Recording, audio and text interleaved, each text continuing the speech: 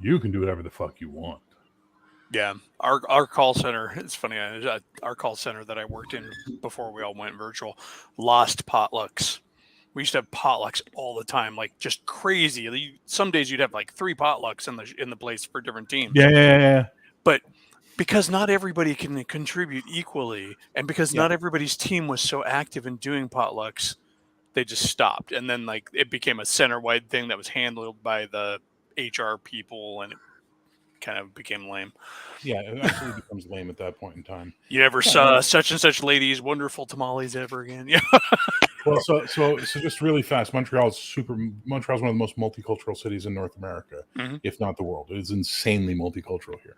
So whenever we'd have a potluck, we would have the most diverse set of dishes that would come out from one of these classes, because you'd have Africans and Southeast Asians and South Americans and people from parts of Europe, and like just the greatest selection of food you could have.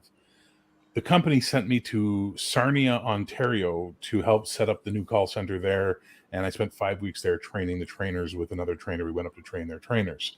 And we had a potluck at the end of training. And Sarnia is a very white, English origin part of the world.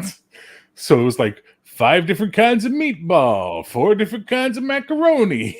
It was just like the most bland, carb-loaded, shitty potluck. I cooked this. No, you took a bag of Costco meatballs and threw them in a crock pot with a bunch of barbecue sauce. All right, let's play back to the thing. Here we go. Yeah. Hang on. So, can there be skill points? There are in Bastard Sword. So there's that. Can we throw a Bastard Sword into a lava pool and just totally start over? That's what I'm doing, Dragon. But I'm trying to see what kind of beast is going to come out of the lava. That's the point of this. To semi-paraphrase, well, if Joust taught me anything, it's going to be a big hand. But ain't not good. So was that? I said if Joust taught me anything, it's going to be a big troll hand out of the lava. Yeah, there you go. Exactly. It's going to like pull you down the lava. To semi-paraphrase, put it out. 8 not that good scripts delivered are better than the 1 not perfect script that never gets out. That's fair, but I got to put my name on that.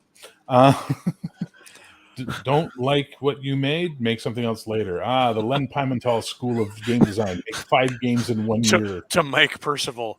That was nothing against Costco. It was against people who call it cooking when they throw something in a pot with some sauce and just reheat it. Yeah.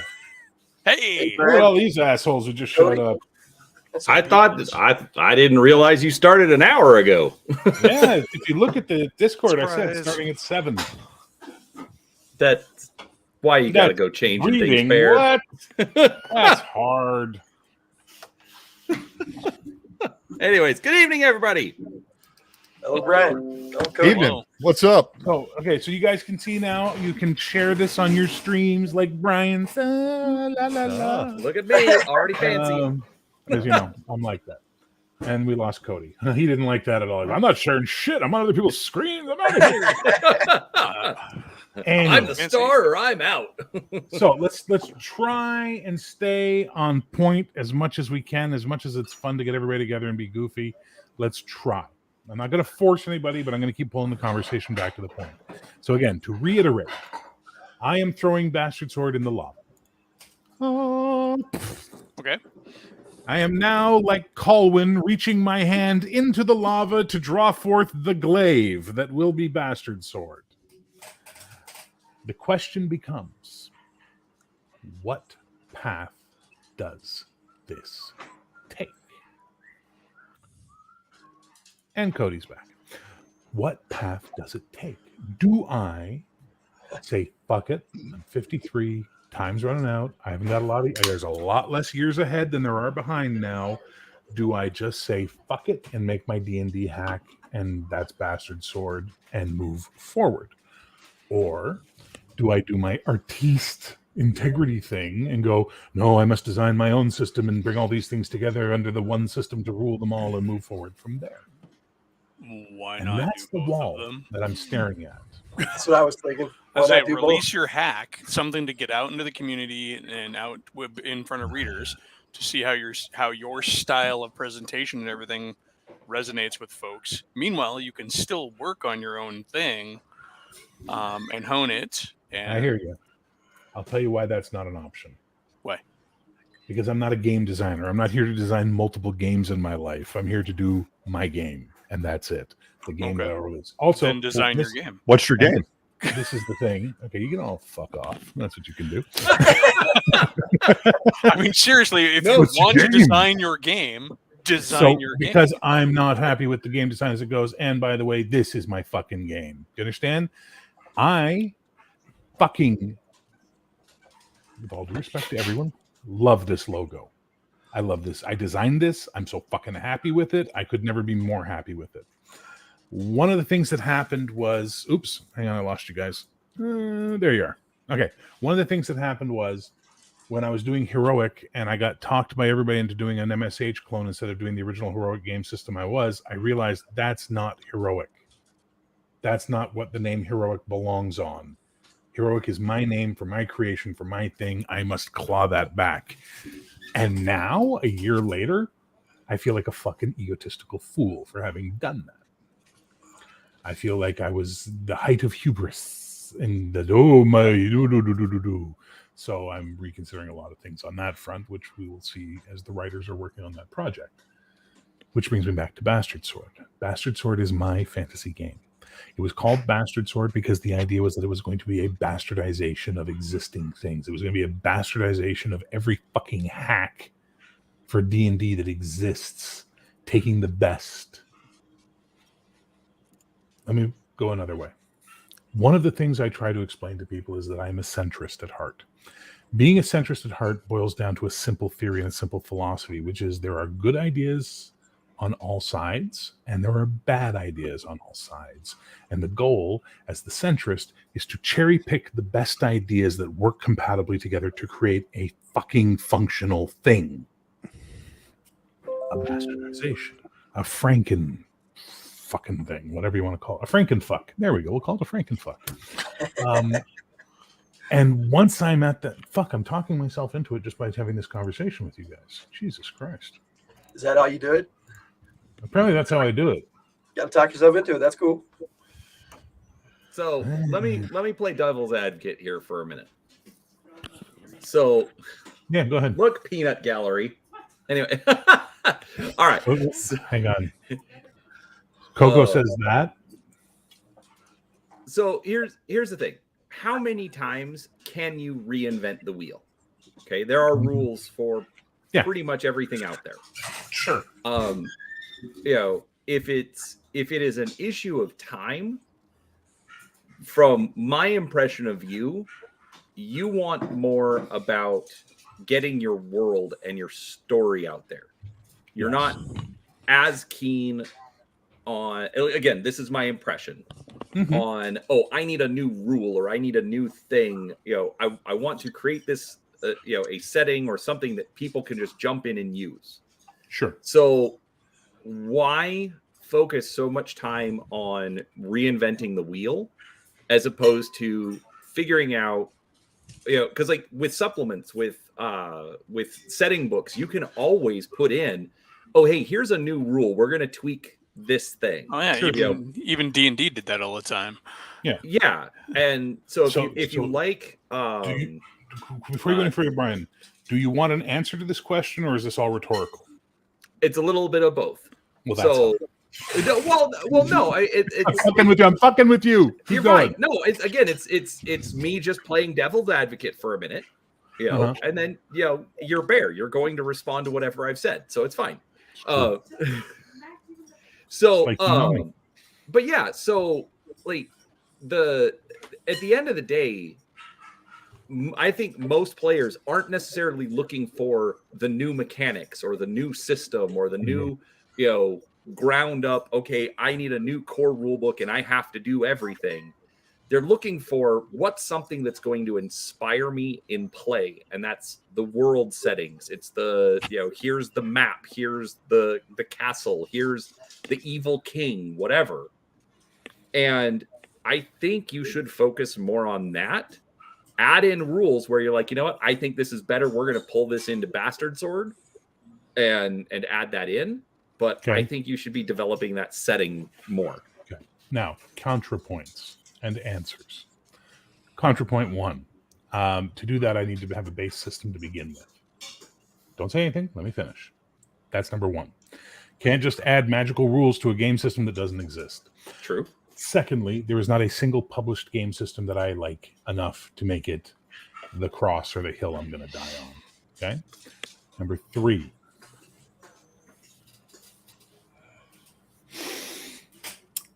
How many times do we reinvent the wheel? Don't have to reinvent the wheel, but there's a problem. There are 30 different wheels. Each one has something I like about it.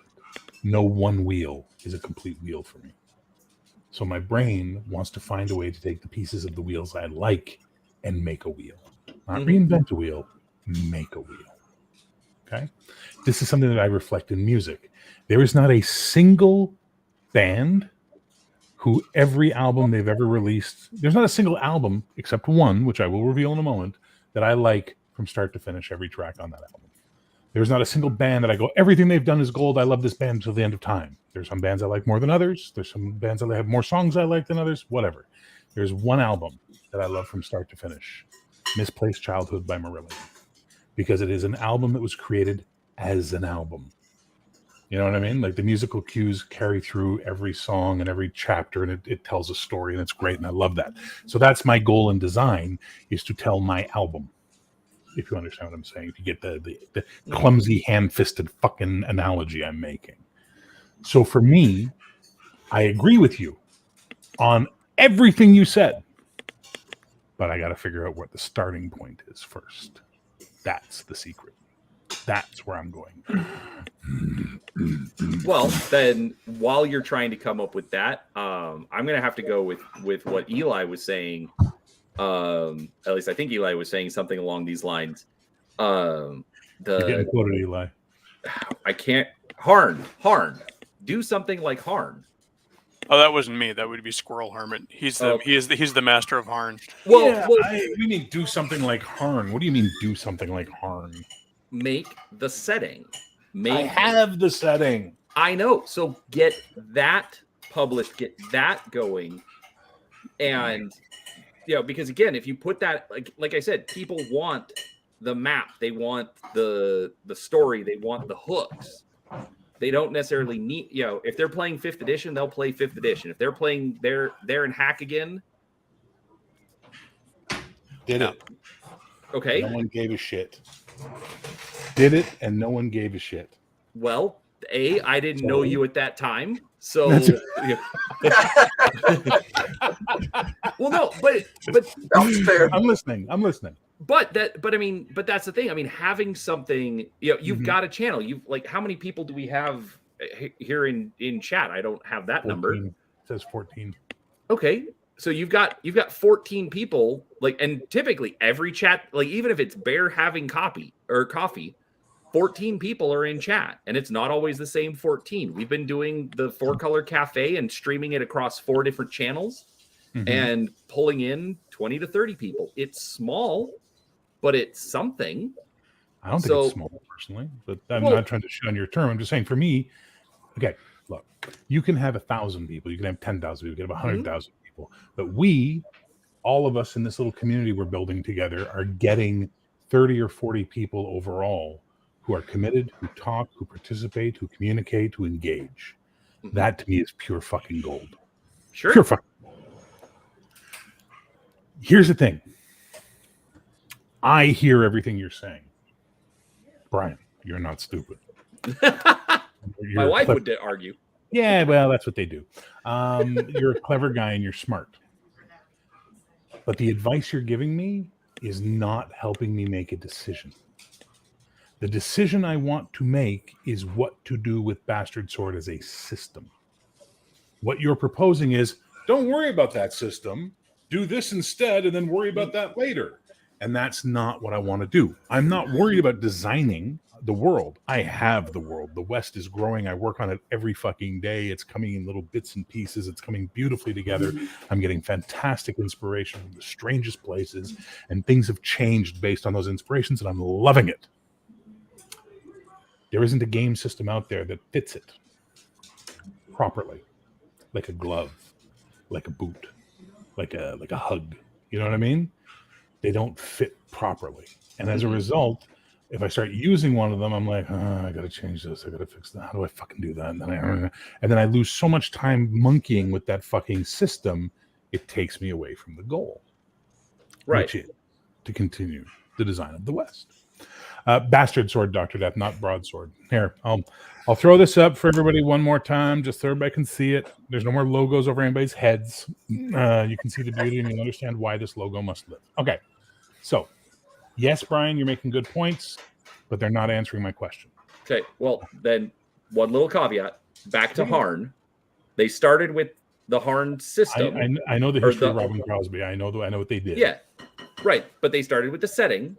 And then eventually they're like, well, okay, we're going to put our own game out.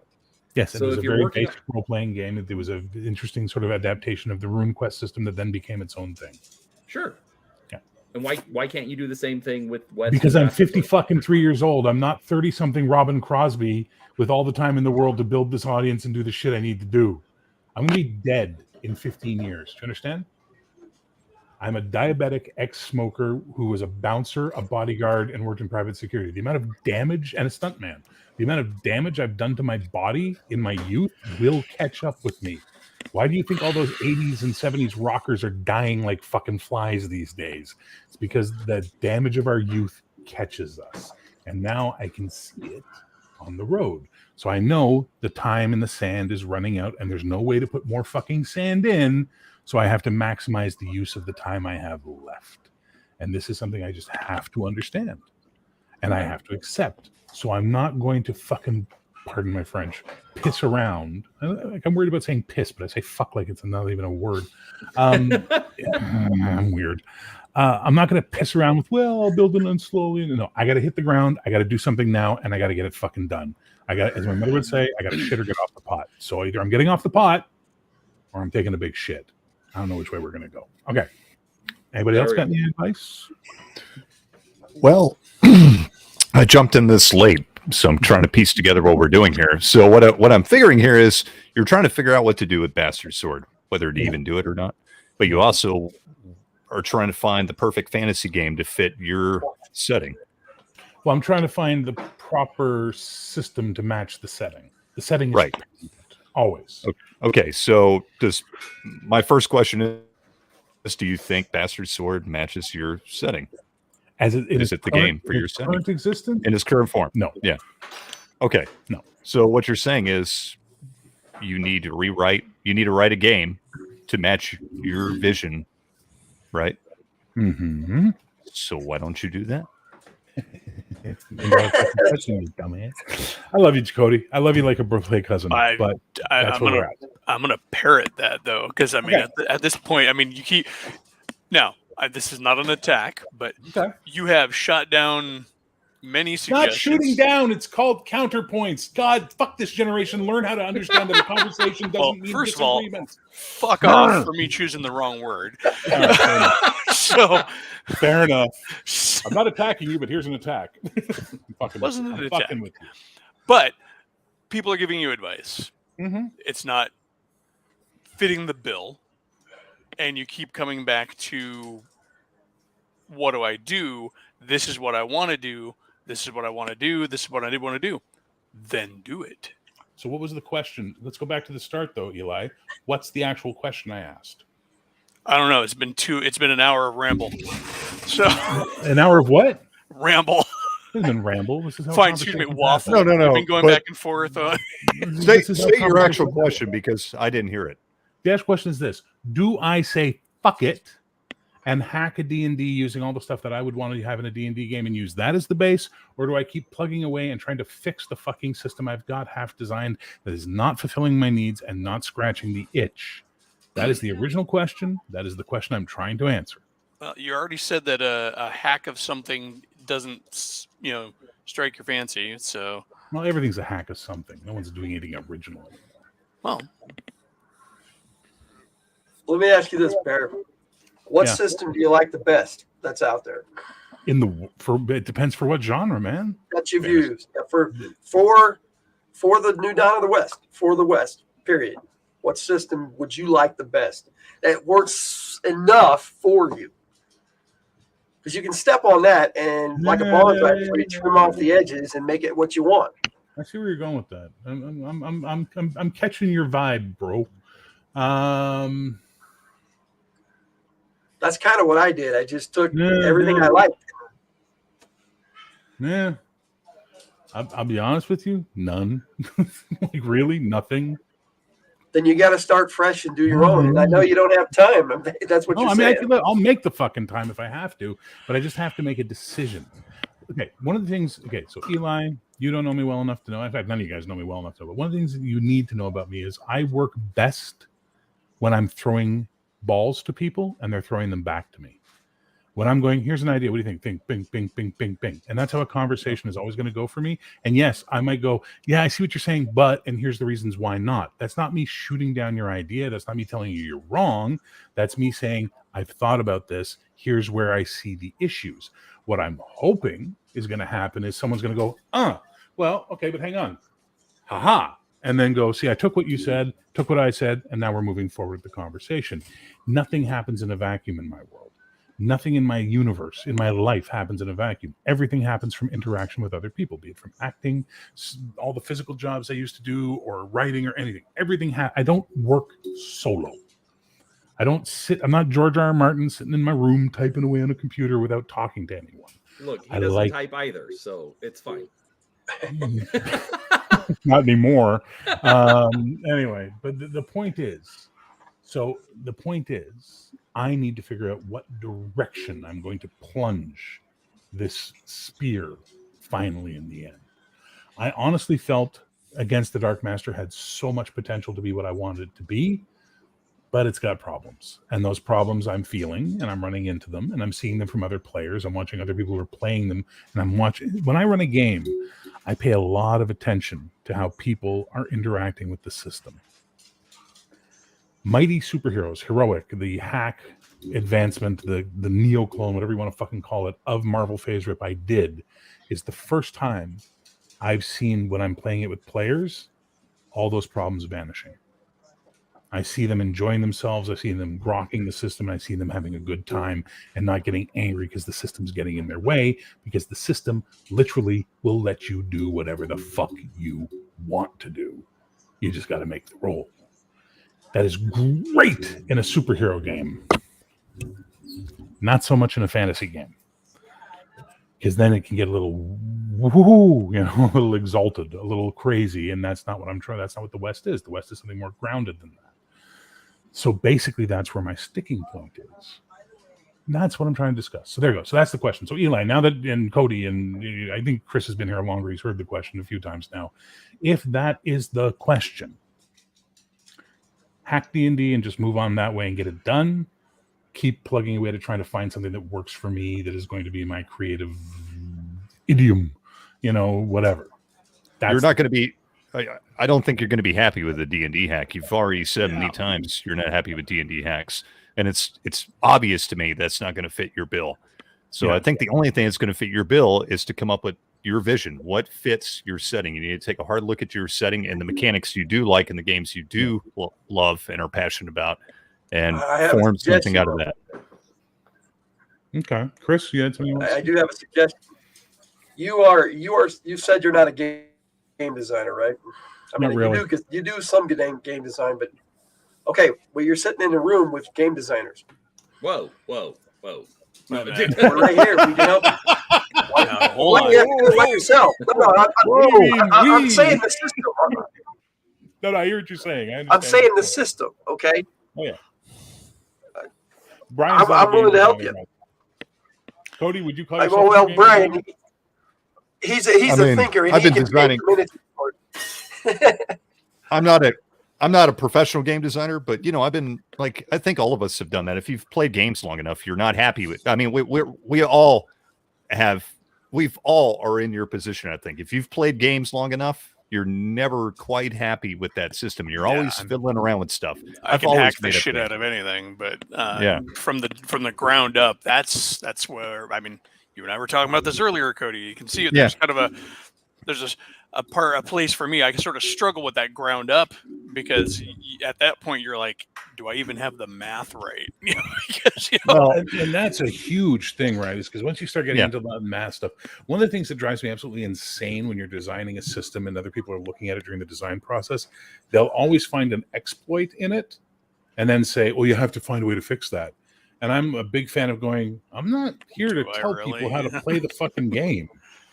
If they figure out the exploit and they exploit it, it's up to their GM to regulate that. It's not the game designer's job. It's, the game designer made a working game that if you follow the spirit of the game, it's going to play the way that it should play. If you're the kind of person that finds things to exploit, well, bully for you, man. That's your thing. Enjoy it. And if your GM's cool with it, have a fucking good time. Yeah, I've buddy back in Washington. I mean, every time I try and sit down and talk to him about design, a spreadsheet would magically appear and he'd lose me. I'm like, I really appreciate your mind for statistics, and I wish I could actually focus that. But it's like where the movies where all the figures and stuff start flying out in the air and Beautiful Mind or whatever. Yeah, I'm like, all right, you lost me. I don't even know what game I'm designing anymore. Does imaginary Paul Bettany also show up and start talking to you at that point in time? So, but real quick, All Ones commented, said, I'm sure you want to be more than just another D&D clone on the market. Number one, I think that's a perfect starting point. Don't just clone D&D. We already have plenty of that out there. All right, we've got a starting point. I agree. But I do think that finding something, whether it's against the Dark Master or All Ones also said you should just use the Palladium system. I'm not sure. Fuck off. I'm not sure if he's trolling or serious on that one. I'm going to assume trolling for two reasons. One, no one would do that. With their sane person would do that. And two, Kevin Symbiote is renowned for being litigious. He's a little less litigious, but anyway, but you're not wrong. There you go. Look, here you go. Okay, there we go. But yeah, I think you need to. We're right. We're right. Look. Let's stop. Pick a new base point to work from. Okay. We all agree. I will never be happy doing a D&D clone. Therefore, it's off the table. Right. Okay. How many of you, the four here, or anybody in the chat, has actually gone and picked up Bastard Sword off Drive-Thru RPG for free if you want to put $0 on it? I got it today. Okay. Well, there you go. So you haven't had time to look at it. Okay, fair enough. It is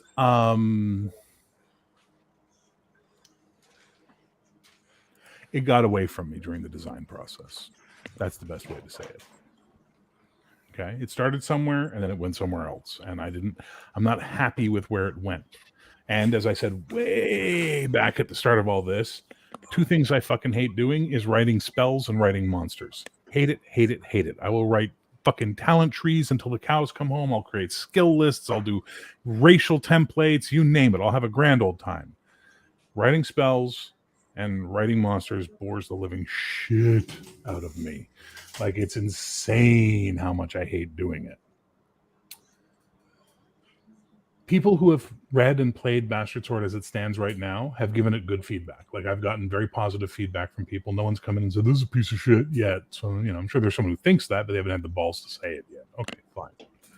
So clearly there's something there. Chris, read it. Get back to me. I will. That's all I can say. If you're saying take advantage of your brain, I'm taking advantage of your brain. Read it and get back to me, please. Eli, I know you're a busy man. I would never say, hey, can you read this and then get back to me? But if you feel the need, go ahead and have a good time. Same for Cody. I did pick up a copy of it, but I have not had a chance to read it. So, yeah. Do a low fantasy setting like Conan if you hate writing spells and monsters. I have a setting. And by the way, sorry, Full Metal Dragon said it's hard to answer Bear without knowing what the setting's all about. Funnily enough, there's an entire playlist of videos where I've made over the last few months going into the setting and describing it. So technically I could sit here and tell you all about it, or you can just watch those at your leisure, ultimately, right? So I've pissed around with making my own games. I don't consider myself a game designer, but one thing I have done is I know a lot of real game designers and have helped play test games and help them brainstorm ideas. And so what I always like to do is when somebody's in this state, and I've seen a lot of people in this state in different creative aspects, not just designing games, but making music or writing books or whatever. I always say, let's start at the very beginning. Okay. And then just start making a list. Literally just, obviously all this is just getting jumbled up. So you need to just throw all that away and start from the very beginning. So we know you want to do the West. Mm-hmm. You know, you want to make a game that fits the West. Mm-hmm. So what are the elements of this game we're thinking about that are going to fit the West? What do you mean? Sorry, I need a little more clarification on that.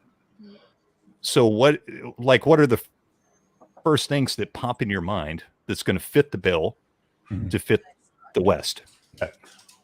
Fit the bill. Sorry, I'm being obtuse. In what way? No. You tell me. What are you looking for mechanically? Are you looking for like a fast, simple, but okay, robust enough that a character will have one of the big things for me is always going to be customer characterization. Customer characterization. Yeah. Character customization. That customer's a jerk. But now I'm going to customize that customer, and I'm going to make him into a nice old lady. I firmly, one of the things that is a massive game design thing for me is always going to be customization of your character, and during play, options, choices.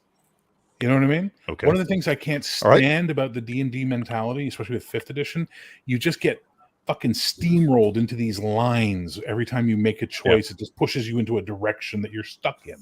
I don't like that. That's why a lot of D&D games resort to, I roll the hit, and then it's all that people do. I like having options. Okay, so options are big. I like this. This is good. Ask more questions. Exactly. So answering questions. Right now it's the point where you start taking notes, and you're writing. You start writing a new game, right? Because that's what we're doing. Obviously, I mean, if you want to write Bastard Sword, write Bastard Sword just to do it. You know, just to get it out. Call it whatever we come up with. We're going to call it Bastard Sword. That's all there is to it. Okay. Here is where we're moving forward from the new base. We're not doing D&D, and I'm going to answer your questions, and this is going to help us form the skeleton of Bastard Sword. And Eli, if you have questions, feel free to ask them, because I know you've played enough games that you'll actually have some good input too as well. I have one question I do have to ask really quick before we go down this road. Has the management of Lakeside Games given permission for this project? As a fully owned subsidiary of Lakeside Games, I can tell you that Len Pimentel has given me full blessings to do whatever I need to do and just put a fucking game out. Was pretty much the advice he gave me. Good to know. I'm gonna have to say goodnight. Are you, sir? Good night, folks. Yeah, I'm gonna get off work and go make food. All right, man. Well, it was nice seeing you while you were here, dude. Night, Eli. Good to see you, man.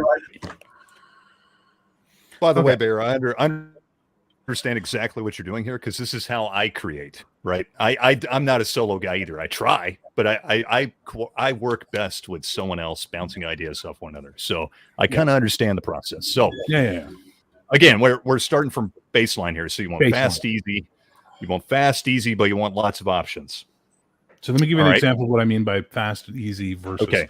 I love against the Dark Master. I absolutely hate the attack tables, critical tables, and their initiative system. It drives me up the fucking wall sideways because it just grinds everything to a halt every time you roll the dice. Right. Okay. So I was about to mention against the Dark Master because you seem really passionate about. I love it. I love it. There's so many great ideas in that game, but the combat is fucking tedious. Yeah. So what are the good ideas in that game? The way they do races, the way they do classes, their skill system is really nice. I like it a lot. I like the way they do backgrounds or feats. I like the way they do feats. I like the advanced stuff people did over in the Grievous Grimoire of flaws, though they needed more. It's too limited. They need more. It's all like every one of them is so epic. It's like, could we have some not so epic ones that people could have to balance out their characters a little bit? I like the way they level up. Or advanced character advancement. I like that a lot. I do not like the initiative system at all. And attack tables and critical tables just slow the game down so much. Okay. So we pretty much have the elements of the game you want to make here. Right? Quick response to someone. Yeah, I've checked out Cepheus. It's Traveler. Night, Victor. It's old school Traveler. Okay, go ahead, Cody. Okay, so we're pretty much breaking down the things about the game I think you're the most passionate about right now, correct? Sorry, say again. The thing that we're pretty much breaking down the elements you want to put in your game. Sure. Okay. All right. So, I mean, at this point, we're literally getting into making a game. So, is everybody actually interested in hearing that? Have we all signed the NDA? No. Well, no, Takes a community, lads, and the whole point of this entire endeavor since I started a year ago was to create the community. So we're in the community. Let's keep going. Mechanical Frog, I agree with you. Gaming with ADHD is good people. These great people. All right, we are amazing. All right, remarkable at best, mostly excellent and good. So real quick, like a 7. Cody's actually going on a really good path here. Like, yeah. So it's like, okay, here are the things that we like. Okay, so we know the things that we don't like. So, you know, you said Bastard Sword is all of the things that I like put together. Okay, that was the goal. Sure, I don't think that's a bad goal at all. So, like, how integral is the initiative system to Against the Dark Master? Insanely. Is it well? But I'm my point being, is it possible to tear their initiative system out and not break the game and put a new initiative system in? So one of the things that happens on the Against the Dark Master Discord is that James and Razor are always breaking the system and trying to redesign it. And every time they break a piece of the game, the replacement rule they create for it is super engineering. So it just replaces a slow, clunky thing with another slightly different slow, clunky thing. It works for them because that's the gaming style they love. For me, I want to be able to look at you and go, okay, Brian, he's coming at you. You beat a 25, roll, go. All right. Oh, you hit. You beat by 5. You got an extra degree of success. What do you want to spend it on? And you know what you have a little list of things you can spend that point on, and you're ready to go. And we just that kind of gaming. With Against the Dark Master, one of the problems you're going to run into is that they have a staggered initiative system based on weapon length, on who's casting spells, on who's doing range stuff. It just gets it's very wargaming. I don't like wargaming. I prefer theater of the mind. Right? Ultimately, I prefer to say, okay, here we go. Let's do it. Let's just fucking play. You know what I mean? And that's a lot of fun. I don't want to take half my game time making a character. So I agree and I disagree with that statement. And I'll tell you why. On the one hand, yes, I don't want to take a lot of time making my character, but at the same time, if it's all front loaded and I can sit down and make my character in an hour and a half, and then just play the character, that's more satisfying than I've got 4 stats and 3 things and I move on and I look like everybody else. So that's for me. But I understand that logic. And also, I mean, that I think is something to, either a session 0 or, quote unquote, trust the players and let them make the character and bring them to the game. You don't have to sacrifice your time making a character. Like one thing that I do hear positively about the Palladium system is, yes, the characters are ridiculous and take forever to play, but once they're made, you have everything that you need right in front of you. So one of the things that I did with the current iteration of Bastard Sword, and I see it again in Against the Dark Master, is character creation is step by step by step by step. Okay, pick this, fill this in. Pick this, fill this in, make your choices here. Pick this, make your choices here, fill it in. Pick this, play. But in each one of those steps, you're getting decisions to make about your character. So in the current version of Bastard Sword, whatever the dice mechanic ends up at, everything else, the current version, this will never change. You pick your ancestry. And within your ancestry, let's say you're a dwarf, right? These are the modifiers to your stats you're going to get. These are the racial abilities you're going to get. Now pick one more racial ability from this sub-selection of racial abilities that are basically, some dwarves are better at stone cutting. Some dwarves are better at wielding an axe. Some dwarves are better at crafting. Whatever the case may be, pick one of these things.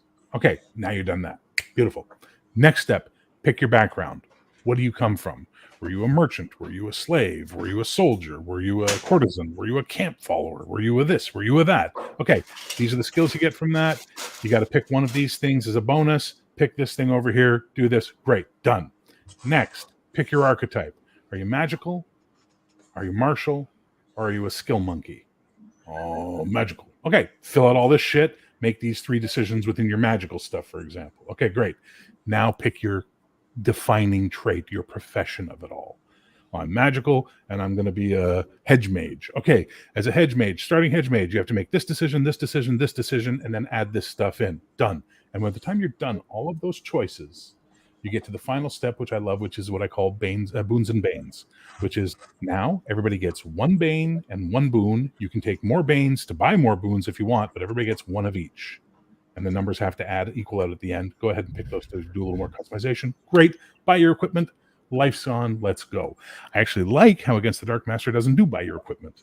They do, because of this, you get this or this or this, or this or this or this, or this or this or this, or this or this or this. And that's so much faster. So all of that is designed that as you're going through the tree of making your character, you're making decisions about who the character is, where the character comes from, what the character's approach to things are like. That is something I will not let go of. That is a must-have, not a nice-to-have. That's a need-to-have for the game to be what I want it to be. That help? Yeah. Okay, so you don't like levels, is what you're saying. You said that. No, I don't mind. We're not talking about advancing the character. We're talking about just making a starting character. This is just a starting character. The current version of Bastard Sword has levels. Right. Okay, I guess here's a question I guess we should ask. Okay. What is it about the existing Bastard Sword that you've already published and put out there that you don't like? I'm not enamored of the 2d10 mechanic. That really bothers me a lot. And I left it in because some people really loved it. And I actually got feedback on people going, oh, I can't believe I was never going to like 2d10, but I love this. I love how 2d10 plays. And I'm like, shit. You know what I mean? Have you considered 2d12? Shit, they were on sale. I got them 2 for 1. Oh, come on. You know I'm going to throw these horrible jokes in anyways, but we'll move on. Here I thought we were being serious, Brian. We can do both. Go, Cody. Both? Okay, you don't like 2d10. This was my next question. We're building a game from the ground up here. So what mechanic do you have in mind? I don't know. Do you have a base mechanic in mind? Is there something you're enamored with or that interests you? Do you like the percentile system of Against the Dark Master? I've actually, there's only one time I've liked a percentile system ever in the history of games, and that's Marvel superheroes. Otherwise, I don't tend to like percentile systems. They're wonky. Okay. You know, they're weird. Yes, they make sense on paper about 0 to 100, but what happens when you go over 100? You know, and then you have to come up with all these rules for what happens after. Like BRP has this issue, Rollmaster has this issue of what happens if I roll higher than 100. Okay. That's why I created the Versus engine, by the way. The Versus engine was created to fix that problem. Everything is always going to be, if it's a percentile, for example, 51 or higher is a success. That is the base rule, right? So the entire concept of the Versus engine is everything is against something. So A is your acting value and B is your defending value. So let's say we're using a percentile system. A is 25 and B is 15. Well, 25 is 10 higher than 15. Roll your percentile dice with a plus 10. And we're off to the races. Your target number is 51 or higher every time you drop those dice. I thought this was pretty basic. I have gotten feedback from people that that's too much math. And I've always sort of been like, basic addition and subtraction is too much math? And that scared the shit out of me on some level. Hey, Shane. Okay, so there's absolutely no like dice system or anything, basic mechanic that you have in mind. Yeah, well, that was the one Mike just mentioned here. This is something when I was thinking about doing it as a D&D clone and D&D hack, was the idea of having a D20 be your attack and a D10 be the location, like in Cyberpunk, right? So you roll your D10, your D20 at the same time. If your number hits, look at the D10. That's where you hit the guy. If you want this game to be fast, I am going to vote against hit locations. Well, you can't. Damage reducing armor has to have a value, and hit locations can be fast. Cyberpunk will play very fast and has hit locations. Okay. I'm telling you, like I'm telling you, played that game to the ends of the earth. It's fast. You know the way you do it. I don't think it would slow anything down if you wanted to go that route. So that's another question. Are you trying to go for a more grounded? We're obviously going for a more grounded approach. Yes, right? Far more grounded than 5e. Okay, but we're not going like simulationist approach. No, right? we're not going as far as like we're not going Harn World gritty. Yeah. Okay, so we're going There's a something happy medium between the two. Yeah, I mean we're kind of actually going for like old school, maybe like AD&D second edition kind of level here, right? Yeah. Okay. Listen. Okay. Ultimately, in my brain, you have a pool of hit points. Enjoy those. Okay. I don't mind. I used to be against hit points, but then Marvel taught me to enjoy hit points for one simple reason. As long as you have a degree of success system, so the better I roll, the more I will achieve, you can then put wounds or wound, they always talk about the death spiral of wounds, you can put that into the degrees of success. So let's use a D&D terminology. Brian's character has 30 hit points, okay? We're using damage reducing armor. He's got 5 points of chainmail. Okay. Guy rolls to hit. Hits, does his 2d6 damage. We roll it, we compare it to the 5 damage reduction he has. Life is good. He takes 6 points out of his hit point pool. Yay. But the guy also beat his success by 2 factors. Let's say it's a factor of 5. 2 factors. So he only needed a 15 to hit Brian, and his total roll was a 25. Well, those 2 factors can be cashed in either for 2 1-point benefits or a 1 2-point benefit. And let's say that 2-point benefit is to do a wound to Brian. So now we take a base thing, the damage plus 10. And Brian has to roll a constitution save versus that or suffer a wound, which now gives him these effects. It's a condition. I've run that game. It sounds, when you hear it explained, you go, oh, it sounds like it's going to be a little bit clunky at the table. It goes fast. Yeah. It goes really fast. I could tell it's already going to be fast. And it always keeps the rolls in the player's hand. I don't want to be rolling shit as a DM except maybe damage. I want you to defend against the attack, not me to roll the attack against you. So that way the players are always rolling their dice, and always feeling that engagement. Mm-hmm. I dig it. Yeah. No, I mean, I've always liked that, the raise system, right? Where you hit a certain target number, you hit that target number again, and it gets better. That's a great system, and I think it would work great for what you're talking about. I mean, in that instance, you don't even really need hit points if you're really against hit points. No, I don't mind the hit points. I've literally turned the fence on that. I don't mind hit points as just a representative pool of how much damage you've taken, and if you reach 0 hit points, you've just been beaten down. But you could also, if a guy has, let's say, 4 degrees of success, he could do a kill result against you, where you have to make a save or start dying because I think that sword hit you in the right place, cut the femoral artery, whatever the case may be. I think that's fantastic.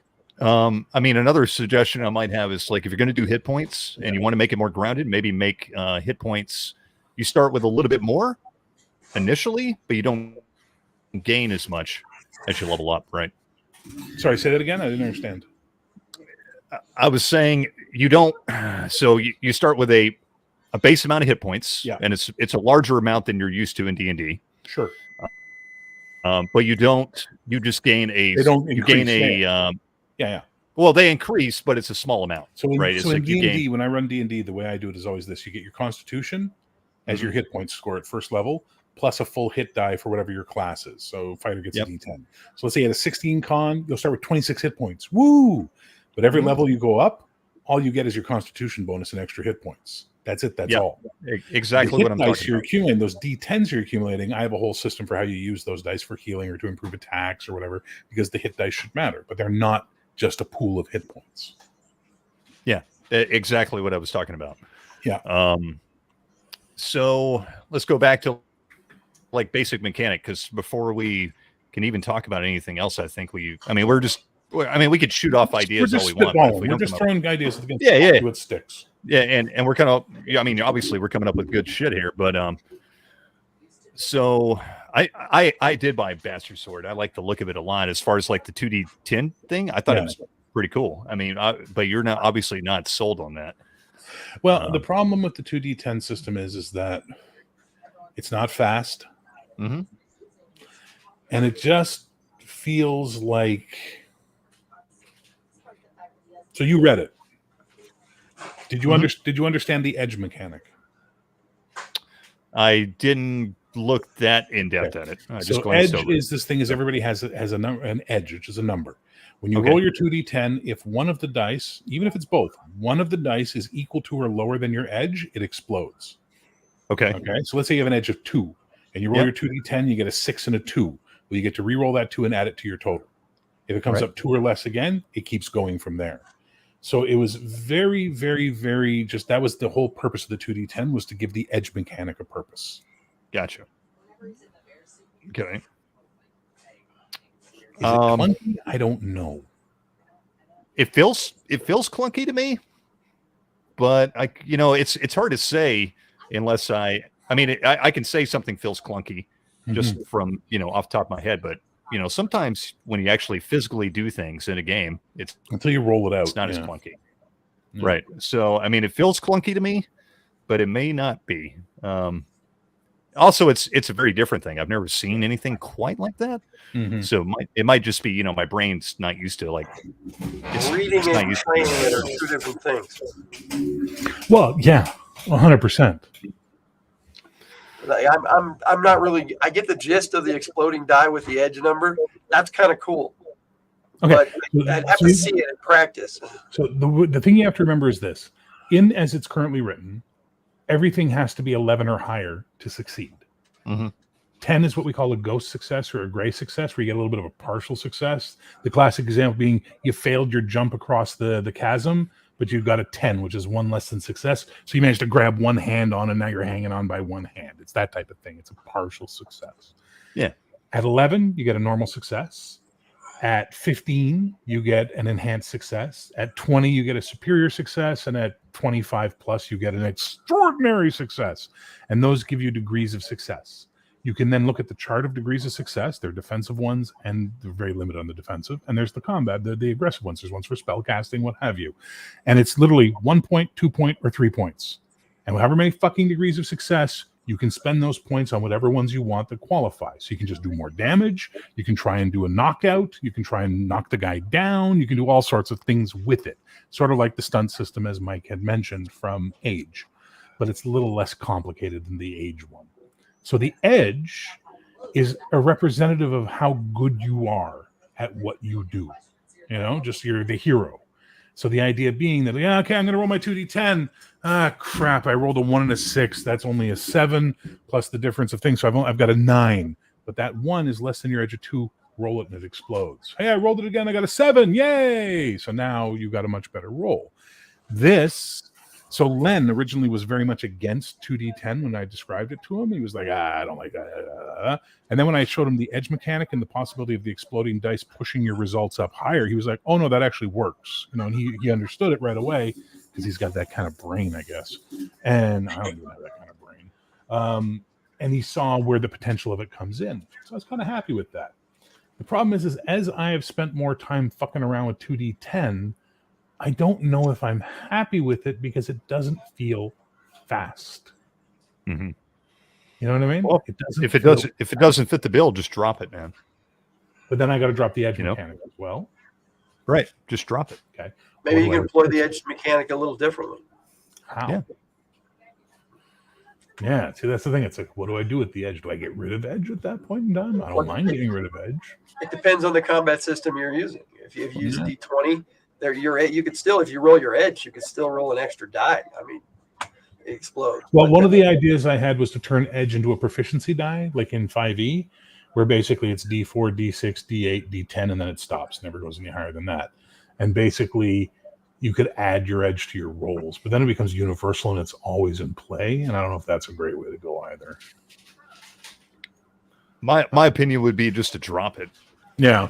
Honestly, I think it's a cool thing. But if you wanted speed of play and everything else, I don't know. I don't know if it fits the bill. Hang on. Let's Dragon. Why not use D20 instead of D10? Skip edge. Explain how. That's your next task. How would you use edge, Dragon? That's what I want to know. Well, we're going to keep talking. You write your answer, sir, as to what you would do with that. Let's hear what you think. You might have the magic key that unlocks it for us as a moment of brilliance. Let's find out. Shane, you've played Bastard Sword, haven't you?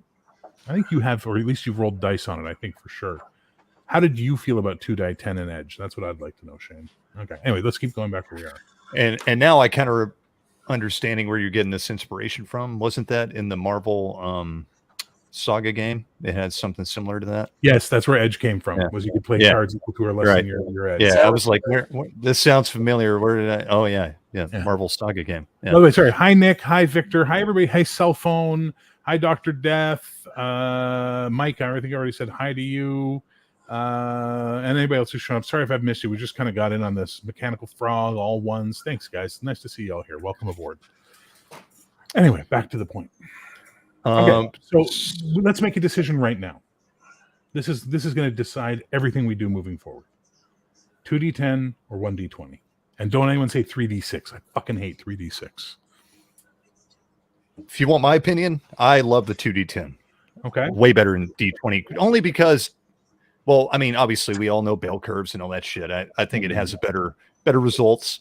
But also I think the d20 is overused. It's nice to see something a little different. Right. Okay. Well, they also make them more familiar, though. So people are more familiar using the D20. I think if people are going to learn a new game, they should step away from the tropes that they don't need to necessarily 2d20. Yeah, who am I, Modiphius? And no 2d12. Nick, stop. Pedar was already here and made the joke. That joke will haunt me for the rest of time. I didn't use the D20 for my combat anyway. I used different combat die for the lifestyle of the character.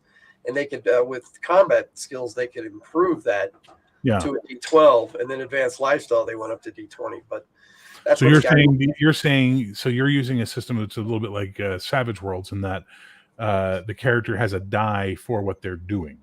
Right. So one guy might only have a D4, another guy will have a D12. Lifestyle is kind of like what I use for class. Okay. So it's similar, but it's not the same thing. Because then I have professions for that. Who's fucking responsible for all ones? All ones is from which one of your channels? All right. All ones, I appreciate the conversation, and this is purely comedy because you don't know me, so this is only a joke. Do not take me, okay? Why not GURPS? Off is the direction in which I would like you to fuck.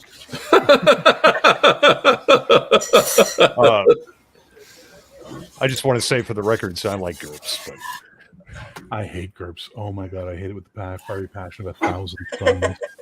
But I also like Palladium, so I don't. I'm just yeah. Okay, so pull out with the D20, the character has less overall percentage of rolling a 1 or 2, so using edge and exploding D10 would actually feel more epic. So you're saying if they roll equal to or less than their edge, and edge maxes out at 5, you can't go higher than 5. So if they drop that D20 and they have a 3 edge and it comes up at 2, they get to explode the D20 and add 2 to the next die roll. Is that what you're saying, Dragon?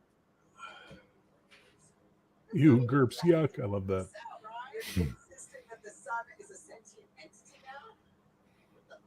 Sure. Yeah, see, all ones. I wouldn't do that. I don't want to fall into 70s, 80s game design school of using different dice for different things. I like a universal mechanic. It keeps it straightforward, and people aren't going, "What do I roll now?" They just know, pick up those dice, roll them, and we'll give you a number. Okay, so it seems like Dragon is suggesting a particular way of using the D20 with edge, but a lot of people are saying they prefer 2d10. Well, with your edge system, the 2d10 works a lot better for sure.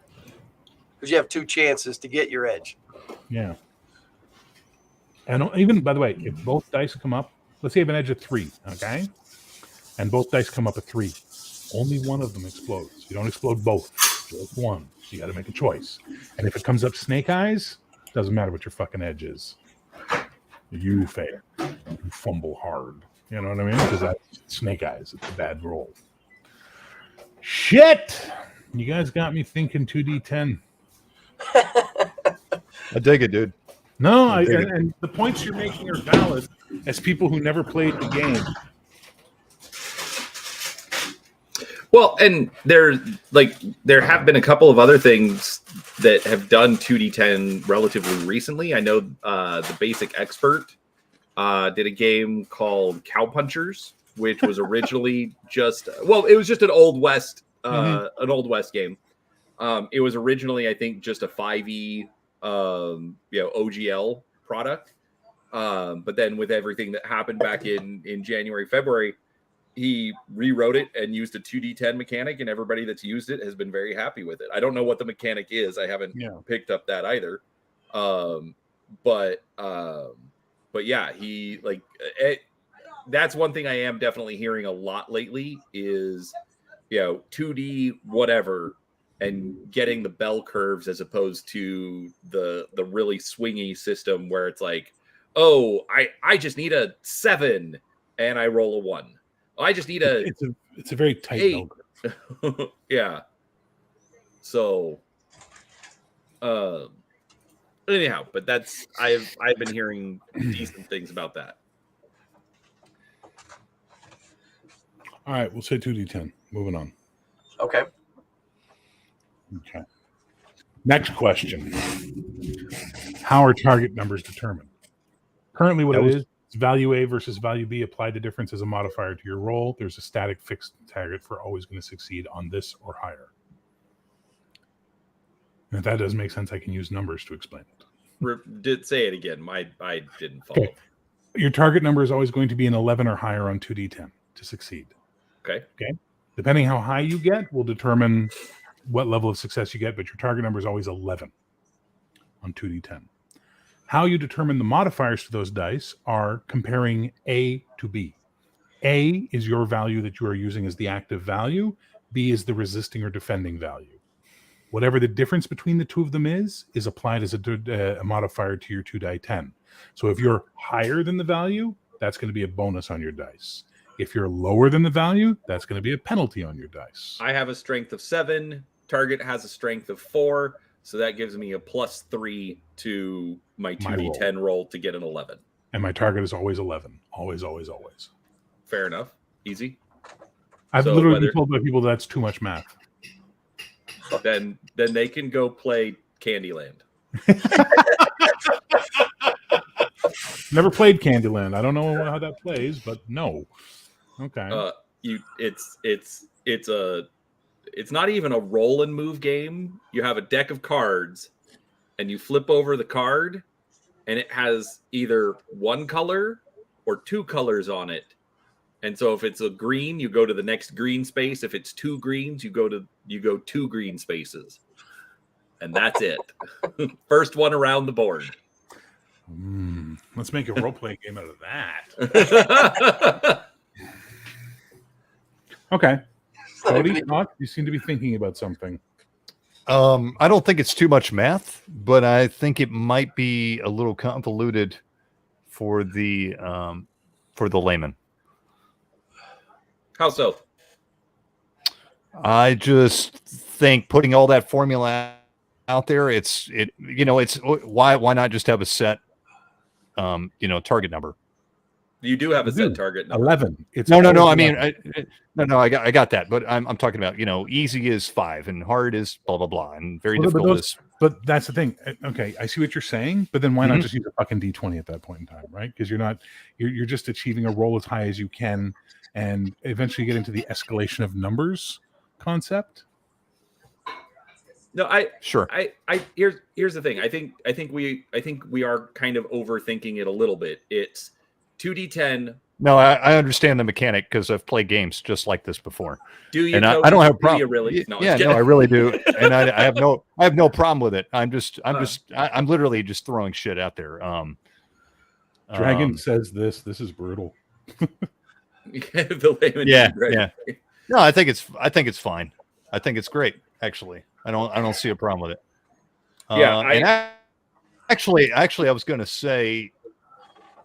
And I want to play with it a little bit, but the more I'm like pondering, I was actually more thinking about edge, and the more I'm pondering this, the more I like it. Oddly enough, I want to play around with it though. I like that. 5 minutes ago, drop edge. The more I think about edge, yeah. I'm gonna play around with it a little bit. See, I'm very. I was fully prepared for this conversation to take me down. Just do a fucking D&D hack and move on with your day. And now we're Have here. you met us? Your fucking point. Why would any of us have suggested a D&D hack of any kind, regardless of edition? So the way magic would No. work, one of the primary ways I did magic was really simple. Was it was based on the simple magic system for D6 for Mini 6, which is basically you figure out what effects you want to do, and I made a table of what the effects could be, and then you pick the highest effect of what you're doing, and that is your target number for spell casting at that point in time. So you say, I want to put the town to sleep. Okay, well, let's see. You're how close to the town? I'm at the city gates. All right, so you're within a mile. So that gives us a number of this. But how many people are in that town? 1,000. Okay, so you want to affect this size or larger? Well, the number's now this. So your target number is that. Go ahead and make your roll to see if you can cast that spell. You know, that was the idea of doing it. I'm a huge fan of that. Big fan of improvised magic systems. Then breaks what I wanted, which is I wanted 3 magic systems. I wanted spellbinding, channeling, and sorcery. So then what you would have to do is so the way I thought about fixing that, and again, this is just what I did was I created an anima system. So anima became important for everybody, not just spellcasters. Because I'm using classes, when you wanted to use your class abilities, some of them, the more hinky ones, cost you anima. You had to spend anima points to be able to use them because they're, you're not going to just keep doing it every fucking round. It'll exhaust you. So anima became the cost break point. So spellbinders, you would write the spells by using the same system we used to determine sorcery. You would write the spells so you could figure out what the difficulty of that spell was. Fireball affecting this many people, doing this much damage. It's a 16 spell, let's say, or 8 spell, or whatever. Say 8. But the spellbinder would pay less anima to do it because he's using a recipe that he can't change. He's always doing the same thing.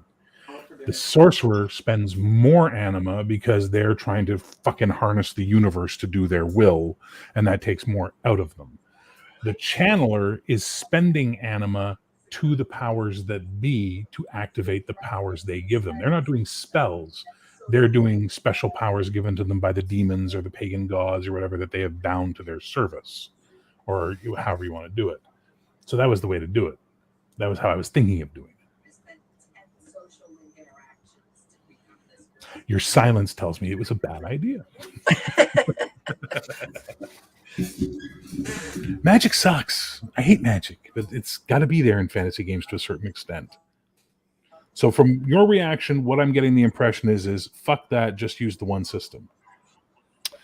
That was my first thought.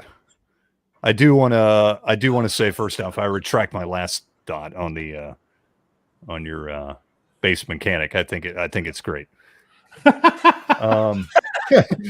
Again, sometimes for me, I like things have to mull over in my mind. I have like first reactions on things. I'm like, oh, that sucks. Well, but sometimes things have to mull over in my mind before I like come up with a final decision. So I retract my statement, basically. As for the magic system, my first reaction is nah, not so much. I would either go with your initial thought or come up with something else. If you want to do very specific, like schools magic or, ways of using magic, I think we're going to have to flesh that out a little bit better. So I'll admit I was a bit distracted because of, everyone here in the background. So I missed some of it about magic, but but I'm not asking you to repeat it. But what I was actually going to suggest earlier is for right now, why not put enough together that we could play a game of just, fighters or skill users, whatever. Just ignore the magic for now and just test the game and test the base mechanic. It's been done. That's been done. The base mechanic. Sorry. The base mechanic has been tested. Okay. Magic was the only thing that hadn't been tested yet. Got it. I hate writing spells. Fuck, I hate writing spells. I despise writing spells. I didn't do it. Well, here's a question. Too much.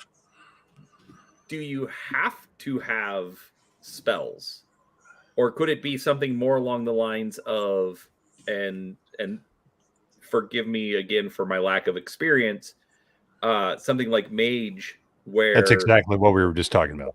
okay, okay. Give me a second. I'm gonna show you something. Give me a second. Hang on. I think this is it. All one says keep magic for the bad guys. No good All wizards. All one has alternates between great ideas and what the fuck ideas. Yes. In my experience as well. So at one point in time, when I was going to do it as a Marvel superheroes hack, which I did not do in the end because I don't know, it felt cheesy. I had where's the fucking button I want? Present. There we go. I was trying to remember what the fucking name was. Window Bastard Sword 2.0 share. So this is what I had come up with for the magic system based on having a rank system, but this can be changed easily to just static numbers. You literally figured out how long it was going to last, what the area of effect was, if there was a damage bonus, if there was an action adjustment, and what the range was. And then you figured out whichever one was which, and the highest one was the determination. Okay? Simple as that. That's how it works, Brian. So basically, let's say you want to put a town to sleep. Okay, duration, I want them to be asleep for, a day. They're going to wake up tomorrow. Okay, so that's epic 60. We'll divide that by 5, whatever 60 divided by 5 is, but we'll just say 60 for now as a number. Okay, but it's a city. That's 70 because it's that much bigger. Okay, is there any damage bonus? No. The area effect is a city. Is there any action adjustment? No. Is there any range? Visual, I have to be able to see the city. Okay, well, that's 60. So our highest number is city, 70. That's your target to cast the spell now. And then pay your anima and everything else that you're going to do. So that was how the magic system was going to work, was just going to be that type of a situation where it's going to be just, there you go. Tell me what you want to do. Answer these questions. Now I actually really like that. That is fairly chart heavy. I get why there might be concerns. Yeah. But instead That's of chart heavy? Holy shit. No, but I mean, it's like, I have to take a chart and I have to cross-reference and find that, but as opposed to, I didn't take Mordenkainen's magic missile. I didn't cast it at the dark, whatever. I like, I like that idea of, you just tell me what the effect you want is. How do we fill it into the chart?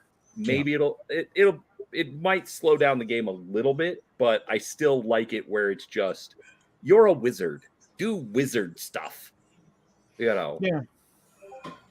And I do like the idea for world-wise of some person who's not magically inclined coming up and saying, "Oh, do you know spells?" And the wizard just looking at him like, "Do you read fairy tales? We don't cast spells.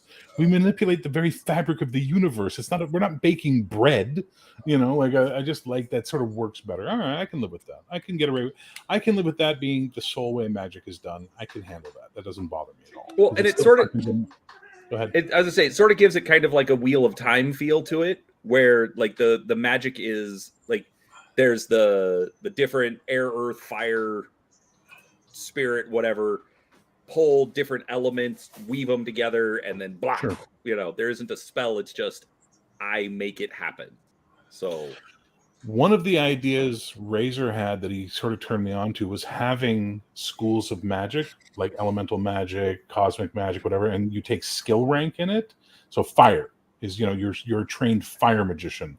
So whatever you're doing, as long as it involves fire, you use that rank as your magic casting rank because you're skilled in fire. And I'm skilled with water. Well, if what I'm doing has water, I get to use that as the bonus to add into my thing. So you'd have a basic magic casting stat or skill, and then you'd have a specialization being one of the schools that you've studied in. Is that crazy or is that okay? What do you think? No, I dig it. Well, and actually kind of adapting that to the existing chart, you could have the different like the different columns be affected by a different quote unquote element or school or whatever we're calling I it. see what you're saying on that, but I think that would be, we'd start getting into the wargamer world at that point in time. So again, let's take a real fast look. Let's say you're a fire mage, okay? And you want to cast a fireball. First question, what's its duration? Instantaneous, okay? It has next to no rank because it's going to happen. What's its area of effect? Well, it's going to, and would have area of effects. Let's say it's going to affect, a 25 by 25 foot square. Okay, that makes it 30. How much damage is it doing? This is going to be damage on top of your magic ability. This is the addition to your magic ability. Well, I want it to do +5 damage. Okay, well, now we're up at 200. Does it give anybody any bonuses or penalties? No. Okay, and what's the range? I can do it within firing distance. Okay, so the highest number we have is 200. That's your target number now because you want to do so much damage. Oh, I want to do fucking 2. That's too high, 200. Okay, well then how much damage bonus do you want? Well, I'll just live with a +1. Okay, 40. It doesn't matter that it's fire or ice or whatever, because that's going to be a skill that you're going to add to the roll because you're trained in that style of magic. Sure. Or, yeah, no, I get what you're saying. Right. But what I was thinking is like, so say the damage bonus is related to the fire attribute. Yeah. Okay. So you could get some of those ranks based on how much fire attribute you have. So if you want that 200 rank, damage bonus, well, you've pumped all of your ability into the fire. So even though normally that would be very difficult, your fire, because that's associated on that column, then lets you say, nope, I can cast a fireball that's taking out the city. Okay, now let me explain to you, pay me now, pay me later. You're saying pay me later. You're saying pay me now. I'm saying pay me later. Because you have to make the roll, and you're going to use your spellcasting ability or your arcane skill. That's 4. But you have a specialization in fire magic of 5. You're adding 5 to that. So you're already at a 9 when doing anything with magic, with fire magic, because you've got that training. So it's the same idea you're talking about. I'm just saying it's a different loading of that number. Okay. We don't have to make it super complicated on the chart because it's going to be added to your roll already when you drop the dice. So we're on the exact same page. I'm just trying to keep the chart less complex. Or having to get into wonky math or wonky mechanics. I'm just saying, you know what? No, just add it in as a number. But I see I see the point you're making. I do see it. Not to throw you off the rails, Bear, but that puts a lot of creativity in the hands of the player, which is good. Yes. But it also may slow the game down if they can't figure out exactly what they're going to do with their spell. And that's why you have a timer rule added into the game. That's cool. Basically just say, if the fucking magic user's sitting there humming and hawing, they pissed away their round overthinking the fucking thing. And then it can go contingent, sort of like in Marvel Saga. Hello, Guy Calgary from Canada. Welcome aboard. I'm in Canada as well, so let me just throw that up because, oh yay. It's nice to see you. How's it going, Here's one that I would suggest on that. I don't know if it would necessarily work, but I think it would actually be kind of fun. So say, like, when the wizard is called on, he has 30 seconds to tell us what he's going to do with his if he's going to do magic. Okay. Yeah. So boom, you've got a 30-second timer. Tell us what you're doing. If you don't, then it's quote unquote a miscast and so, like, basically an automatic skill failure. So that way also it would hopefully make that player figure out their spell during everyone else's turn. It's like, okay, I think I need to cast the fireball at the city. Okay, well, I'm going to take this. He's already going to have worked out the chart. And so then that 30 seconds is, all right, I'm casting the fireball at the city. Here's how I'm doing it. And he has that 30 seconds to explain it instead of, hey, let's stop the game and wait for the wizard to calculate his spell. Oh, I agree. And I'm the kind of referee. I'm going to go, okay, Chris, you're playing the wizard. Okay, Chris, it's your turn. What are you doing? Okay, so you're standing around thinking about what you're going to do for the round. I'll be back to you at the end of the round. You'll get one more chance. Okay, moving on. Brian, you're next. Okay, go. Okay, end of the round. Chris, got it. All right, talk to you next round. You just spent an entire round with your thumb up your ass as an intellectual going, I don't, so many options and blah, and that's fine. Well, for me as a player, that would encourage me to create them ahead of time and be ready. A smart player would do that. A smart player would just create their own list of magic effects that they do on the regular in advance that they know. Fuck yeah, web spell.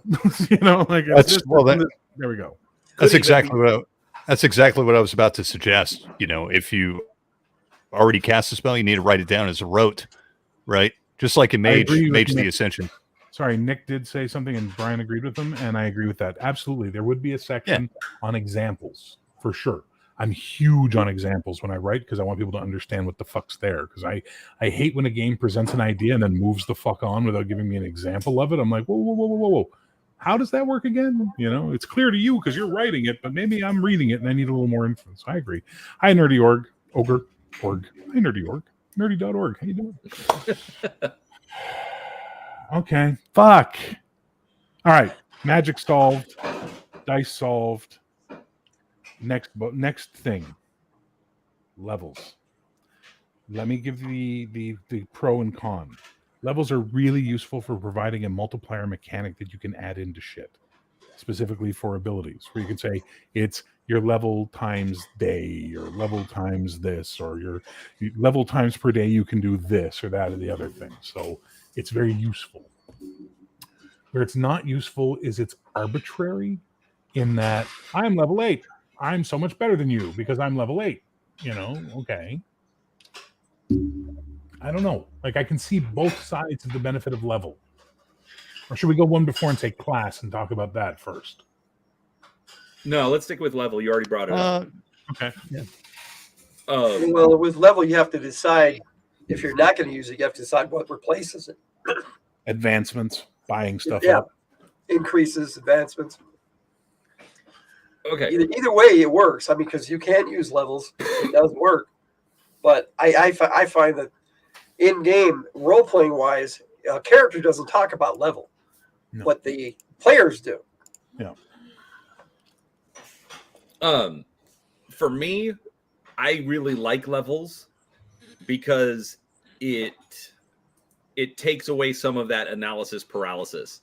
All one said, just do a point buy system. I will be honest, I kind of despise point buy systems because of the fact that it's like, here's the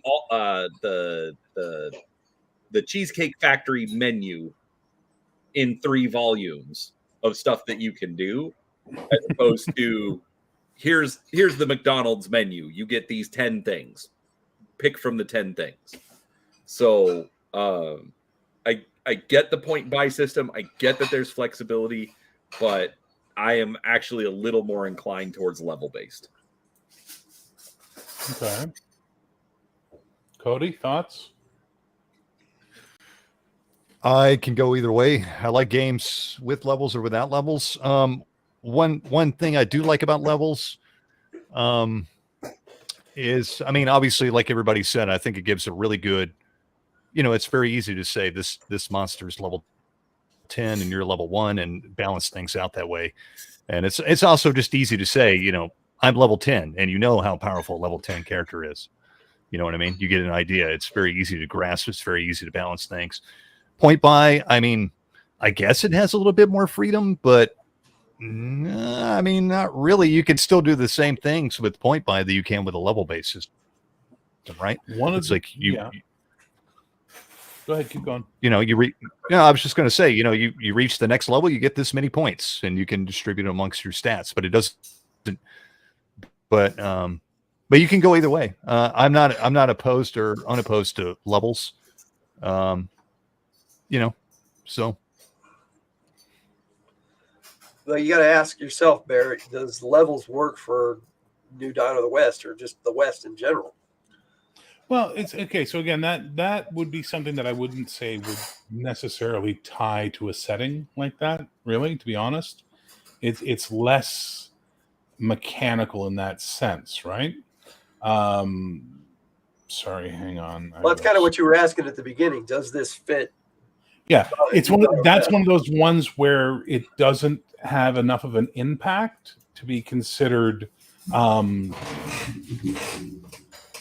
super setting related. You know what I mean? Like it's not going to matter. You know, level 10 character has all of this. A guy with 10 advancements has all this. It's going to be the same level of just, you know, it's the same result at the end of the day. So here's how I have it right now. And this, I would go to my other system, which is every, 2 sessions, you get level 2, 3 sessions more, you get level 3, 4 sessions after that, you go to level 4. Because I like that idea of you're part of an epic tale. It's not about how many things you kill. It's not how much gold you get. It's how much adventure you go on, right? That matters to me. I know some people don't like that, but I like that. One of the things I did, so like, for example, here was an example of how I was talking about the classes earlier, right? So you got these racial traits, and then you picked one of the second ones to customize yourself a bit more. When you are going up in levels in the character classes as I have them now, remember you have 2 things. You have your class or your archetype, which is adept, expert, or fighter, right? And they on level 1, level 2, level 3, level 4, level 5, level 6, level 7, level 8, level 9, level 10 will give you something. But we then had, like, so for example, with the adept, with the expert, you had expert talents. So every time you went up at certain levels, you would pick another expert talent. So at level 4, pick another one of the expert talents that you get. So it was the idea that you're making decisions as you level up as well. You're choosing from stuff. Then when I went into the subclasses, so for each one, there was a number of subclasses, you would have, so like, for example, the archer has trick shots as his primary power thing that his anima is going to be spent on, and it has a defensive shot, disarming shot, whatever the case may be. Level 3, level 5, level 7, level 9, and level 10, you get something from that subclass. Use that term. Sometimes you're picking another thing. So the idea remains that you're always making a decision about your character. So for someone who wants to just have a pool of points and spend points, that's great, and you'll do what you want. I'm saying let's not do that if we're using classes and levels, and saying, here's the things you can choose from at this level. Make your decisions based on that. So as a result of that, you're still customizing the character as you go, but you're not doing the min-maxy, I'm going to break the system by putting 58 points in this one thing that's going to make me a god amongst men. For me, I say go play Champions, if that's the way you want to play, because Champions does that perfectly, and you're going to have a great time. It's going to be fucking right up your alley. So that's the thing. I don't think you can discuss levels without deciding if classes exist, because they're going to relate to each other directly. Otherwise, you start making talent trees, and that's a lot of work. That's a lot of work. I like classes. I like levels. Okay. It sounds like you got the basis, really, of what you want, but you just need to hack out the details. Yeah, that's what we're doing. Yeah, it is what we're doing. Yeah, but it sounds like he's already there. He just Cody just turned into fucking John McClane. Welcome to the fucking party, pal. Oh shit. Okay, so fuck. I mean, No, I'm always you're right. Yeah. You're right. I think you got a good base, regardless. Smile off your face, Brian. I saw it. Sorry, go ahead, Cody. Sorry, I cut you off. Sorry. I think you've got a good base, right? We've pretty much decided you kind of like where you're going with Bastard Sword. You maybe just want to modify some things.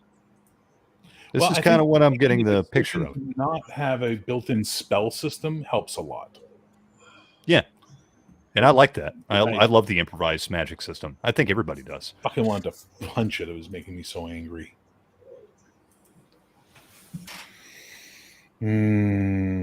Actually, no, they don't all ones, because there's a Bane and Boon system, and one of the things I added in was I hate multiclassing. I absolutely despise multiclassing in D&D. I'm going to become a barbarian for one level. Really? You're going to go live in the woods and shit yourself? Like, how does your wizard suddenly go, well, I'm a barbarian now? Like, what the fuck? Everyone says, well, he's going native. Yeah, that takes months and years to happen. It doesn't happen on a level switch. But what I did put in was I put in a boon that lets you pick the level 1 abilities of a different subclass. Pick one level 1 ability of a different subclass. So for example, if you were a wizard and you wanted to pick up combat stances or something like that, you would have to take this boon that would let you then have the first level only of it. If you wanted more, then you'd have to take that boon again next time you got a boon. So if you were really dedicated to being that fighter mage that you had in your head, you're going to invest the time and effort to do it. Otherwise, and you will never be as good a fighter as a regular fighter. You will never be as good a thief as a regular thief. You will never be as good a wizard as a regular wizard, because you aren't dedicated to the way they are. And that was the way I sort of monkeyed it, to make it work. Well, and I think that the way that you were describing the character creation, where, it's like, here is basic, and you get a little bit, or then you get a little bit of custom stuff. And then here's basic, a little bit of custom stuff. So that every time you're making decisions, you have that ability to bring something in. And I think that does a lot. I think, because and I know where All Ones is coming from. He plays Shadowrun and he plays Traveler. They're much more open-ended systems as far as what you can do. And I like them, but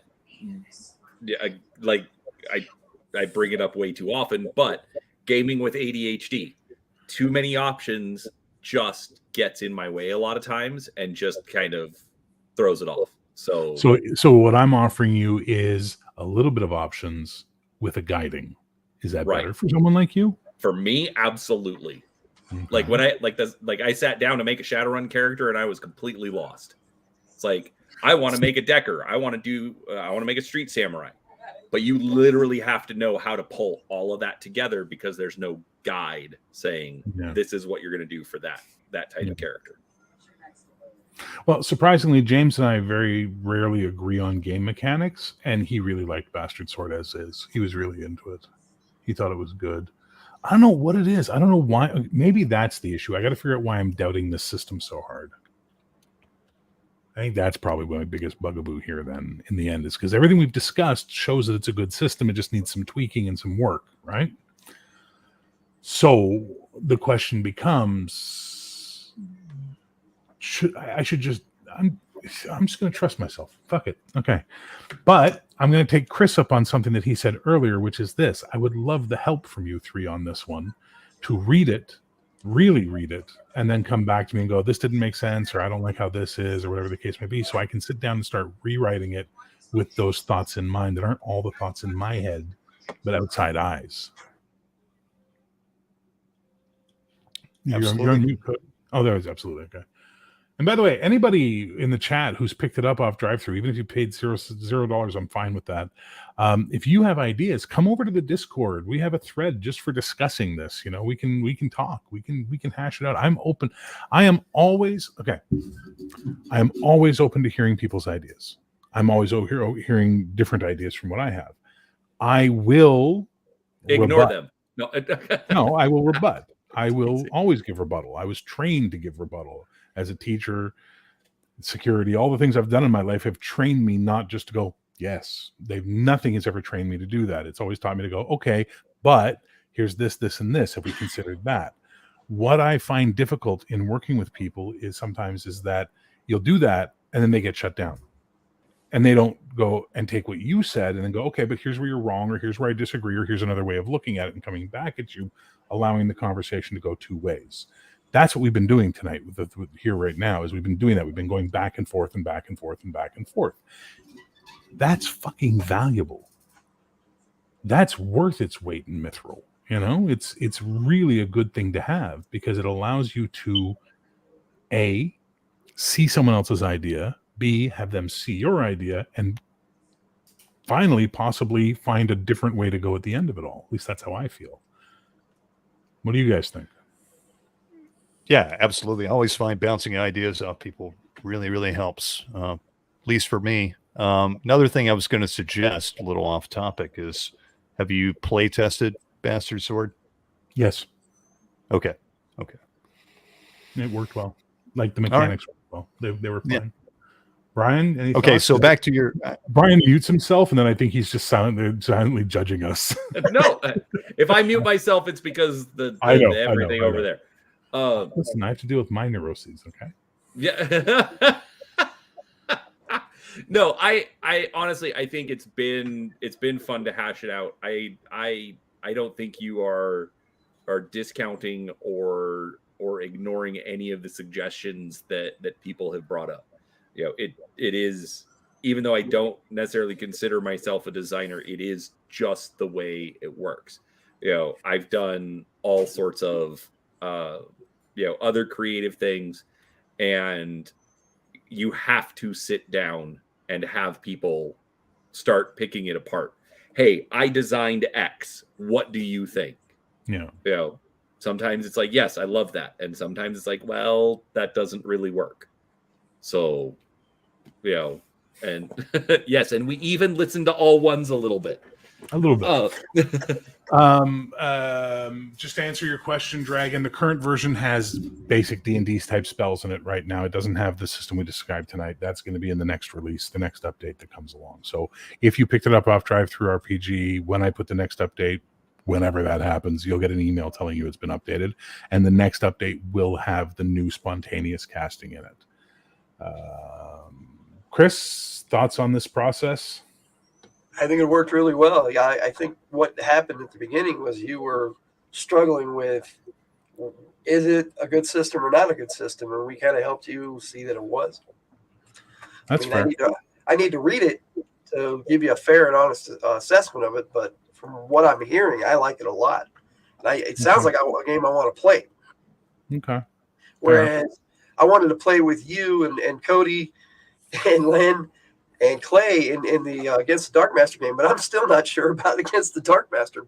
I like New Dawn of the West, and I like your style of running games that I've seen online, but I'm having a rough time with Against the Dark Master because it's just, I think it's unnecessarily complicated where combat is concerned. Everything else I like a lot. Everything else is smooth as silk. Yeah. Everything else is smooth as silk, and then the combat just grinds down into this.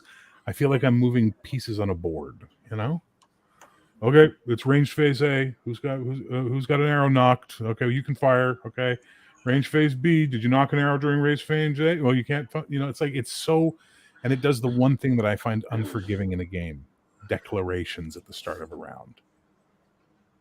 I prefer dynamic combat that changes on the action. You know what I mean? Like, oh shit, this happened. Oh shit, that happened. It's one of the things I think D&D does very well. Situations should be able to change in combat. That's why I have a big problem with when people say, "Oh, a D&D round is a minute." No, it's not. A D&D round is instantaneously happening now.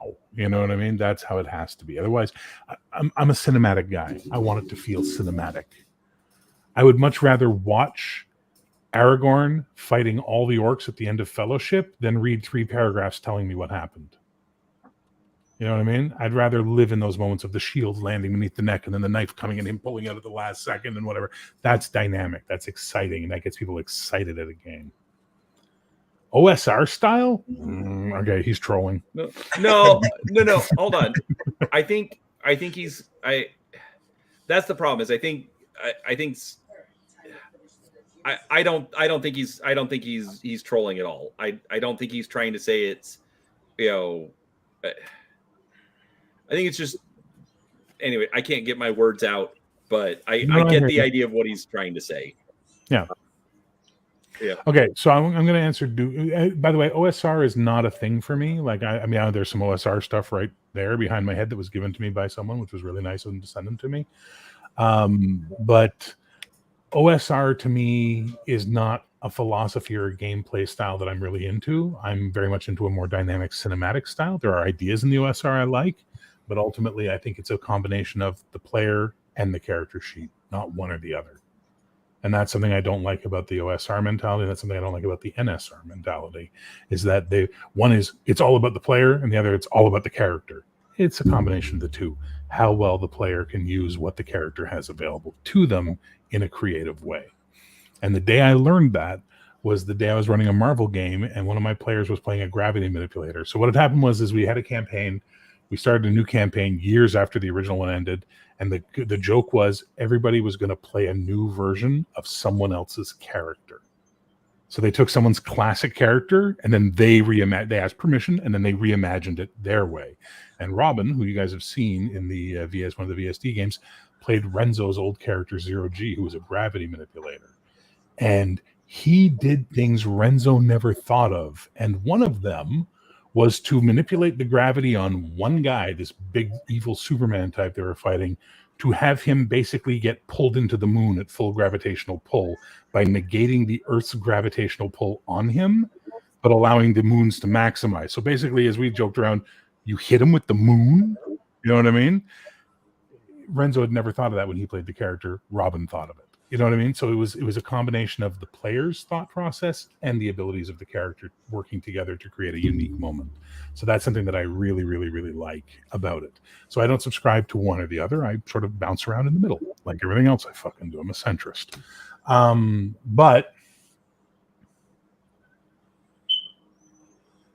But I might have missed it. I'm curious. With your advancement system, would a character with 8 previous advancements need 9 play sessions to advance further? If so, how long is a session? So let's say you've got a regular group that meets every Sunday, okay? And you play for 4 hours.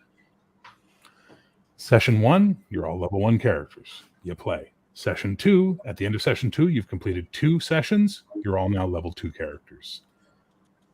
Then you play 3 more. You're level 3.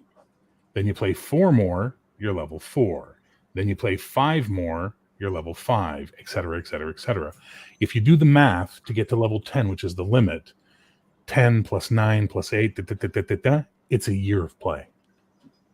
It's essentially a year of playing that character every week to get to level 10. That seems like a pretty good advancement rate for me. Given most campaigns end at level 10 or 1 year. Most. Not all, but most. Does that answer your question, Duke? Anything else, boys? Any other thoughts? Any other comments? Any other feedback? Any other things you want to say? Just want to read your Bastard Sword so I can give you a better opinion. Thank you. No, that's exactly what we need Cody? to do. I've read through Bastard Sword, but I just glanced through it. I really loved what I saw. Yeah. Okay. I'm gonna read through it more thoroughly, and we can bounce more ideas back and forth, because I feel like you're probably going to come up with something better, even if it doesn't come from an idea we suggest. It might just get your brain going, and I think Well, we you're hit going some to. good ideas tonight. Like, Yeah. I really like some of the ideas we hit tonight a lot. Mhm. You guys redeemed a couple of my ideas in my mind, and you made me think of some other ideas that are actually better. So anyone who's picking up Bastard Sword right now off of drive-through, the spontaneous magic is not in there, and the session play level advancement is not in there. They will be in the next version, plus anything else we cook up and talk about. Are there Bastard Sword videos? Really, Shane? I don't know. Go check in the thing. I thought they were in the old channel, but if there are in this channel, I don't think there are, but there could be. I don't know. I'm going to go to my channel right now. Hey, let's do that. Let's go to my channel right now. Hang on. Let's show everybody. Let's do it together. Come on, guys. Let's play together. So we're in the channel. We're going to go to videos. And where's that stupid search feature? There it is. And we'll hit enter. Oh, yeah. We got talents, building a character. Hey, Bear, what the hell are you doing? Oh, that's what we're doing right now. The road ahead. Archetypes, no hit points. Monday nights was a game. I was wrong. There's a bunch of stuff, and you'll get to see how this all came along. Bastard Sword Goblin fight. Yeah, there's stuff. There's lots of stuff. Lots of stuff. Shit. Okay, so there's a lot of Bastard Sword stuff. There you go. Endless amounts of hours of my voice. If you like my voice, hey.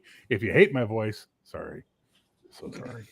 I can try to get Cody to redo the videos if you could like and have Cody's, dulcet tones. No, you have a great voice.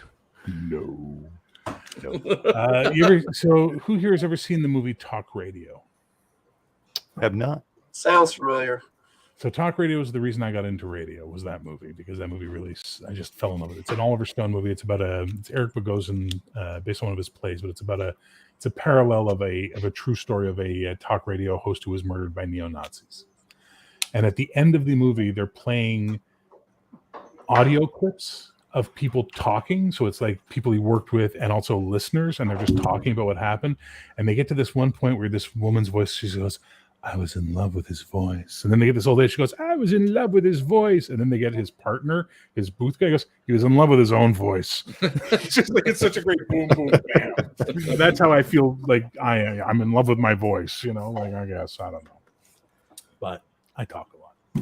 I remember seeing the preview for it, but I never did catch it. My number 2 favorite film of all time. So if that can, if anything I've said about films makes you go, I might have some ideas, watch it. You might enjoy it. It's a pretty good film. All right. Well, shit. Do we have anything else to say at this point, lads? Welcome back, Bear. To your own channel. Yay! Have we spent our shot? I guess is the question I'm asking. I mean, there's a lot to think about. It's just going to come down to playing the game, and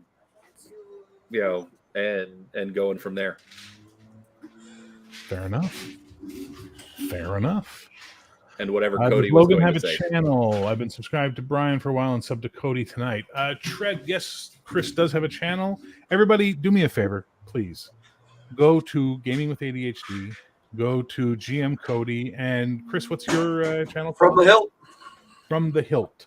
Go to their channel. HILDT. Subscribe.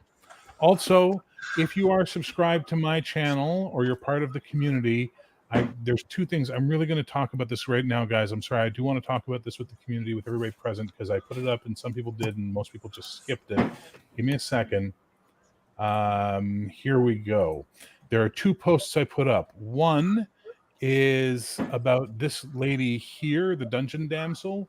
It's in the community tab. Please go subscribe to her channel. She's doing mostly Shadow Dark content right now, but she's good and her channel deserves to grow a lot. Then go to Games, Comics, and Crafts, which is my buddy Aid. This guy is amazing.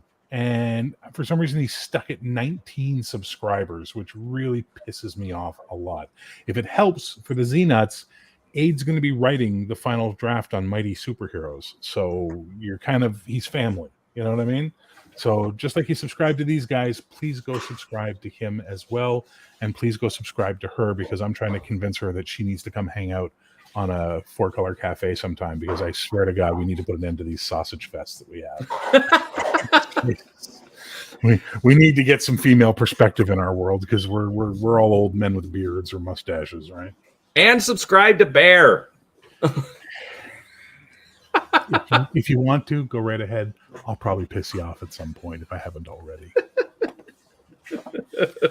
It's the most common thing people tell me. I'm polarizing. Oh, well, I'm polarizing. Okay. At least you won't forget me. You might hate me, but you won't forget me. Chris, any final thoughts? I like Bastard Sword so far that I've seen. 2d10 seems to work. I definitely like the edge and the exploding dice. That's cool. Okay, and in general, beyond Bastard Sword, any final thoughts? Really? No. I think we've answered that a lot. Anything you want to show? Anything you got coming up? Just Fridays from the Hilt. Every Friday, I try to start at 4 Mountain Time. No, actually, don't touch the Patreon, guys. There's a reason why. I'm actually demonetizing it for at least a month or 2 while I get the house in order, because I'm moving and I'm not going to have time to create new material. So I don't want people giving me money. So I paused payments as of this month. So August and September, I'm not going to be taking any money in. And if I get everything back up and running by October, great. I'm shooting for November. So if you are already a patron, no need to end your patronage. Just, you're not going to be charged for a couple of months. Enjoy that.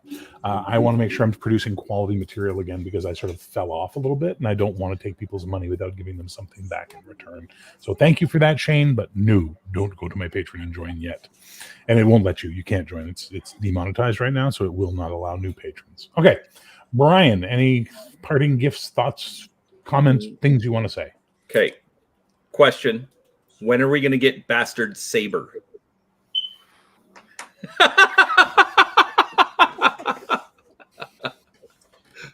First off, I thought that was great and a brilliant name. You're welcome to it, by the way. Oh, thank you. But no, otherwise, this has actually been a lot of fun. Wasn't quite sure what we were going to do, but I again had a lot of fun and definitely got my brain kind of percolating on ideas. Yeah, well, and you know what? Next week we'll be back to a Wednesday 4-color cafe format, so we'll be good to talk about stuff that isn't my fucking shit. Actually, I guess I should mention.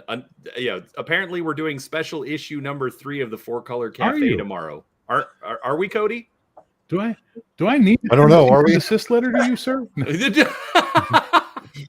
Okay, like 75% chance we're doing it. So just keep an eye on YouTube. I sadly will only be able to probably join you guys in the comments later because I got a work thing to go to tomorrow afternoon that's going to go into the evening. So, yay! It's a barbecue. It'll be fun. Fair enough. But I don't know what time I'll be getting home, so I can't really commit to doing anything. So yeah, if they're going to do that, please go ahead and do that. Awesome, Cody. Any final words, thoughts, comments, gifts? Not really, except this was fucking awesome. This is the way I like creating things, is bouncing ideas off people. So this was really fun to do. And we should do this some more. I also liked having feedback in the chat too. That was really fun. So we're bouncing ideas off like 50 people here. That's great.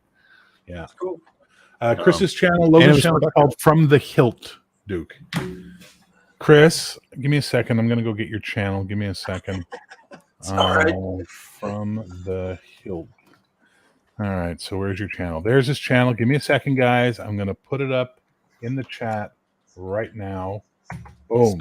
Spelling hilt makes it a lot easier to find it. So there you go. Go subscribe over to him, guys. For sure. Make sure you got Brian's Gaming with ADHD subscribed, Cody's GM Cody subscribed. And you know what? Look, I'll be it just to put Brian at fucking ease for once in my life. If you enjoy this and you enjoy some of the other stuff I do and you feel you want to subscribe, by all means go right ahead. I certainly will not be upset that you did. There, is that better, Brian? Does that make you happy now? Yes, it does. Okay. Glad I made you happy. I'm learning how to use my eyes to make it look like I'm looking at you when I'm not. All right. Well, there we go, guys. Thanks for this. I really needed this. This was very helpful. It gets me back into the swing of things, and it gets me on a nice trajectory that I wanted to be on. So I really, really appreciate that. Yes, go to GM Cody. That is his channel, GM Cody. For the love of God, give me a second. Hang on. GM Cody. Give me a second. I'm going to get everybody up there. Just give me a second. And Brian, I'm going to go get yours just to make it a trifecta. Fine. With ADHD. There he is. And what does anybody know what Eli's channel is called? Elfbait, I think. Elfbait? I didn't know he had a channel. Yeah, he does. Yeah, he's just restarted it up recently. There it is, Elfbait. And this is Eli, who had to run and make dinner for the family's channel as well. Now you got everybody's channels. Go subscribe. And on my community tab, if you subscribe to me or you just want to go to the community tab, please go subscribe to Aid's channel and go subscribe to Dungeon Damsel, please. Like, let's swamp them. I have 1,500 subscribers. How many do you have now, Brian?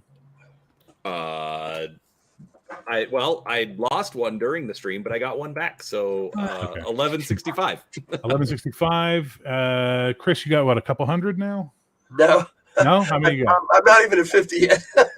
Well, we're gonna get you up there. And Cody, you have how many right now?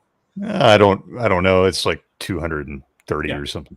So between all of our little groups here, we should be able to get those people and the people here up. Let's get them up. This is a community that we're building. We do this. There's some other people that stop in from time to time. We're building a community here that is of people who are not. Tell me if this is offensive, what I'm about to say. Okay. Yes. Who are not up their own asses. We're not here to tell you how to play the games. We're not here to tell you what the best game is versus the bad game, or that you're wrong, or that you need to think this way. We're here to talk about games because we're a bunch of goofy nerd geeks who enjoy role-playing games, and we like talking about it with each other, and we like talking about it with you. So if you want to be part of this community, that's how you do it. And then as we start talking about other people, help them be part of the community. Help get them up there. You know what I mean? And then slowly, but I would not have the subscribers I have if it wasn't for Mr. Welch and it wasn't for Tex from Black Pants Legion. If it wasn't for them, half of you wouldn't be here because you guys came over on those live streams. They were so kind to come and hang out with me and bring their clout to my channel. And I learned that lesson well, that all of us need to work together to bring each other up. So let's do that. And maybe, just maybe, we can beat the fucking algorithm one day. What a crazy fucking idea. Sorry, I'm a smart ass old fart like Bear. Yes, but are you fat? Because you have to be a fat smart ass. That's the best way. Or a smart fat ass. That's the way to be. All right, guys, thank you so much. peace, love, geek. I don't know when I'll be back this week. I might do a coffee on Thursday morning, maybe, and then Friday night. I don't think I got anything going on, so maybe Saturday night we'll do a chill stream. We'll see what time my game ends on Saturday. But that's it. So be good, be bad, don't be sad. Bye now. Bye, everybody. Take it easy. And then we all pause.